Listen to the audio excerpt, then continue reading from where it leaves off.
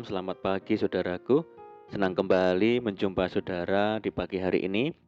Saya berharap kita tetap dalam kasih dan penyertaan Tuhan kita, Yesus Kristus. Selamat datang di channel Pokok Anggur bersama saya, Yosia Krisbianto. Mari saudara, sebelum kita bersama-sama untuk merenungkan firman Tuhan, mari kita berdoa. Bapa di surga, Bapa di dalam nama Tuhan Yesus, terima kasih buat penyertaan Tuhan dan perlindungan Tuhan sepanjang malam dalam istirahat kami. Sehingga pagi hari ini kami boleh bangun dengan tubuh kami yang sehat. Semua adalah kasih dan kemurahan Tuhan. Tuhan, sebelum kami beraktivitas pada hari ini, kami rindu untuk merenungkan firman-Mu. Mari ya Tuhan, terangi hati kami dengan firman-Mu. Ajari kami untuk mengerti dan memahami semua kehendak Tuhan bagi kami. Terima kasih Tuhan Yesus, ini doa kami. Hanya di dalam nama Tuhan Yesus kami berdoa. Amin, puji Tuhan.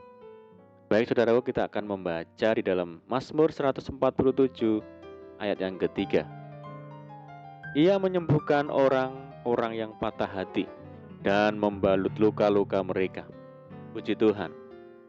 Saudara, dalam kehidupan di dunia ini seringkali terjadi peristiwa-peristiwa yang menimbulkan goresan-goresan luka dalam diri seseorang.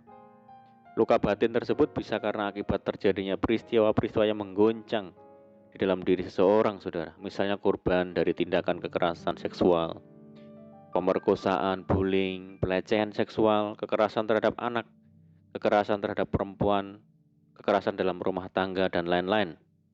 Goresan-goresan luka yang ada itu kan membentuk suatu sikap tertentu dalam diri orang tersebut.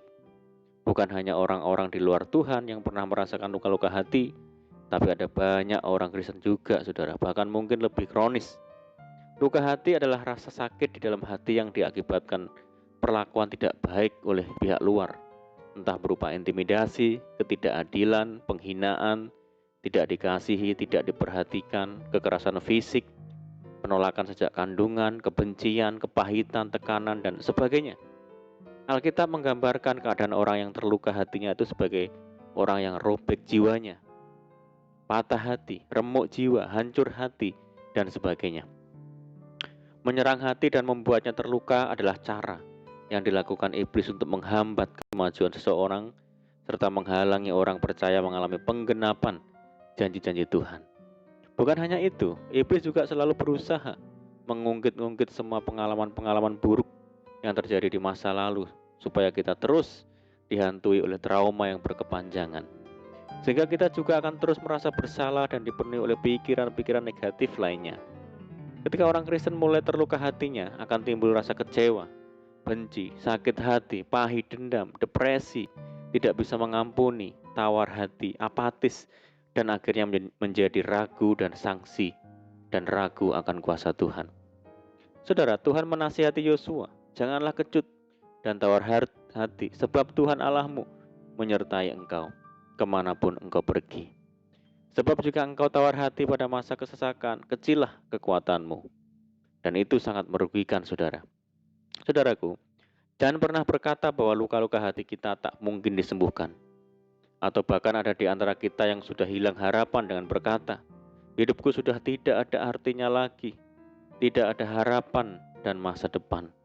Hidupku sudah hancur. Saudara, perhatikan baik-baik. Di dalam Tuhan selalu ada masa depan dan harapan.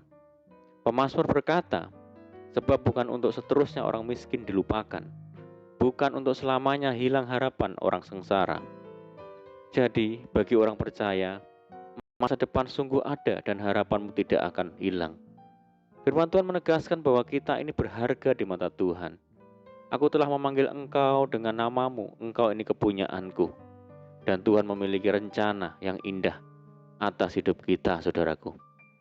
Bagaimana caranya supaya luka-luka hati kita disembuhkan? Satu-satunya jalan adalah datang kepada Tuhan Yesus, merendahkan diri di hadapannya, mengakuinya dengan jujur dan memohon pengampunan dari Tuhan. Dia pasti akan memulihkan hati kita. Inilah janji Tuhan, saudara. Yang hilang akan kucari, yang tersesat akan kubawa pulang, yang luka akan kubalut, yang sakit akan kukuatkan. Pemasmur berkata, korban sembelihan kepada Allah ialah jiwa yang hancur, hati yang patah dan remuk. Tidak akan kau pandang hina ya Allah.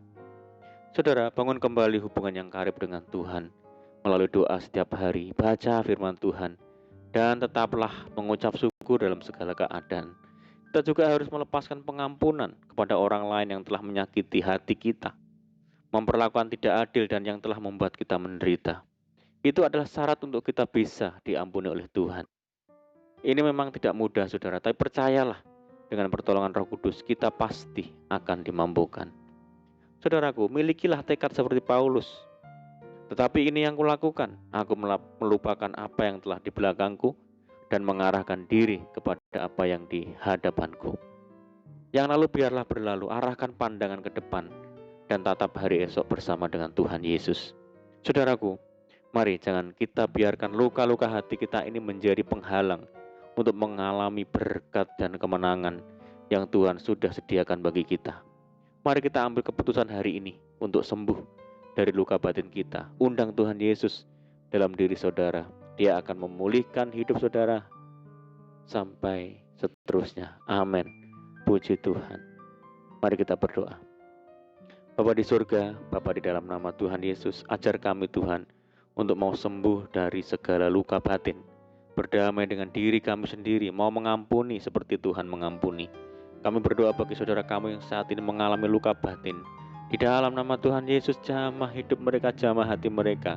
Mari Roh Kudus berkarya bagi mereka saat ini. Tuhan yang mengubahkan, Tuhan yang memulihkan, Tuhan yang memperbaharui.